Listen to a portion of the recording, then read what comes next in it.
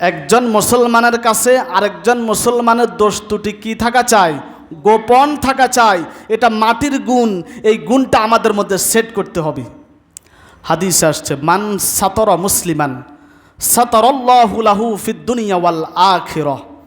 আল্লাহ রাসূল বলেছেন, যদি কোনো মুসলমানের দোষ ত্রুটি গোপন রাখে, আল্লাহ দুনিয়া এবং আখিরাতে তার দোষ ত্রুটি গোপন রাখবে।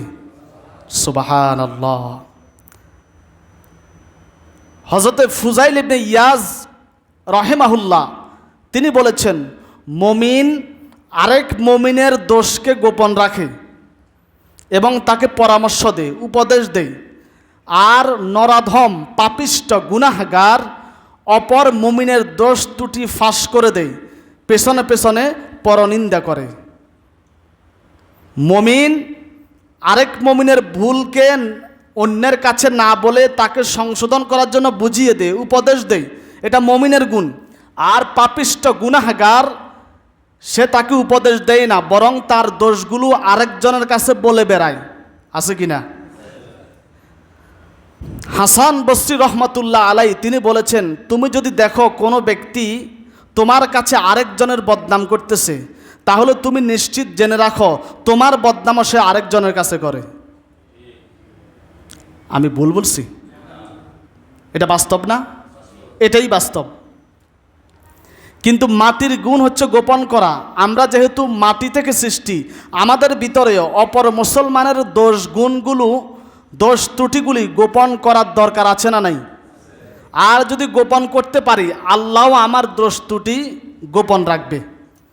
আল্লাহর হাবিব মুহাম্মদ সাল্লাল্লাহু আলাইহি ওয়াসাল্লাম বলেছেন, যেই সকল লোকেরা ঈমান এনেছে কিন্তু ঈমান তাদের দিল পর্যন্ত পৌঁছেনি, মানে অন্তরে পৌঁছেনি, এরপরে নবীজি বলেছেন, তোমরা মানুষের গীবত করিও না, দোষ ত্রুটি তালাশ করিও না।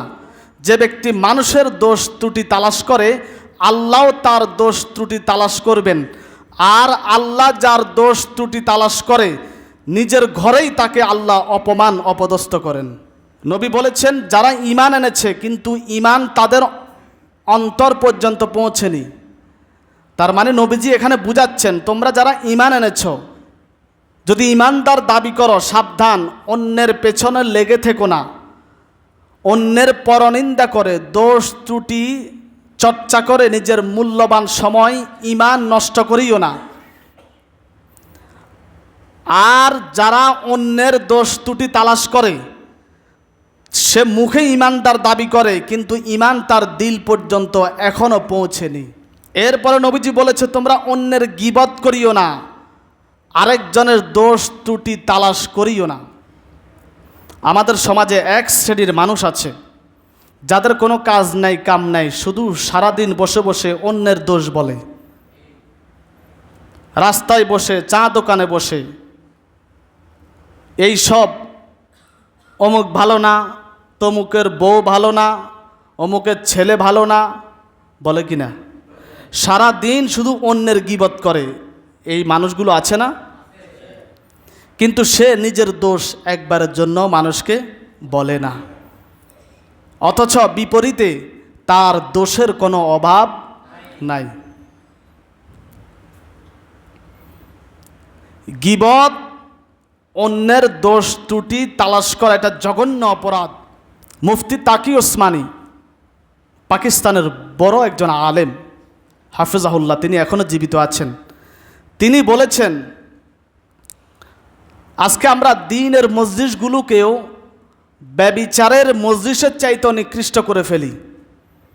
তখন হযরতকে প্রশ্ন করা হয়েছে, দ্বীনের মজলিসগুলো ব্যভিচারে লিপ্ত হয় কিভাবে? ব্যভিচারের চাইতেও খারাপ মজলিস হয় কিভাবে?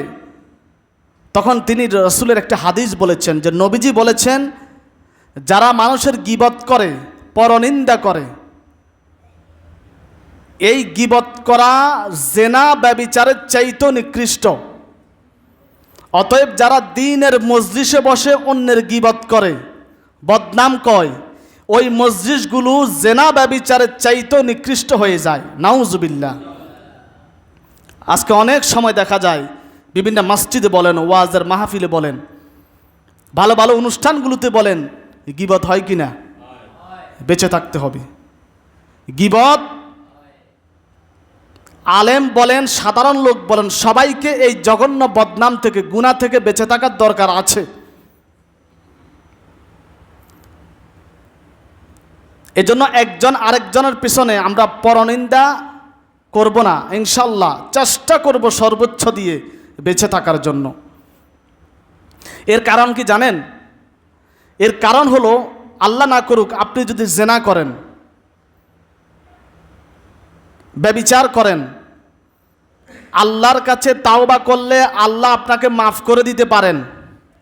কিন্তু আপনি যেই লোকটার বদনাম করেছেন, গীবত করেছেন, ওই লোকটা যতক্ষণ আপনাকে ক্ষমা না করবে, আল্লাহও আপনাকে মাফ করবে না। তাহলে এটা তো জেনা ব্যভিচারের চাইতেও মারাত্মক। আর আমরা একটা গুনাহে সবচাইতে বেশি মজা পাই, সেটা হচ্ছে অন্যের বদনাম করতে। দেখবেন অন্যের বদনাম করতে এত মজা লাগে, অন্য গুনাহে এত মজা লাগে না, ঠিক না?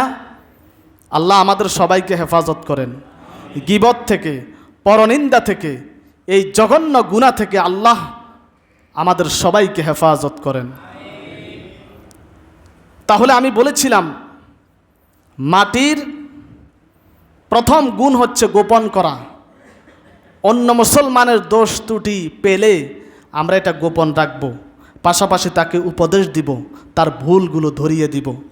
কারণ প্রকৃত বন্ধু ওই ব্যক্তি যে ব্যক্তি তার অপর বন্ধুর ভুলগুলো ধরিয়ে দেয়, তাকে সংশোধন করে দেয়, সে হচ্ছে প্রকৃত বন্ধু।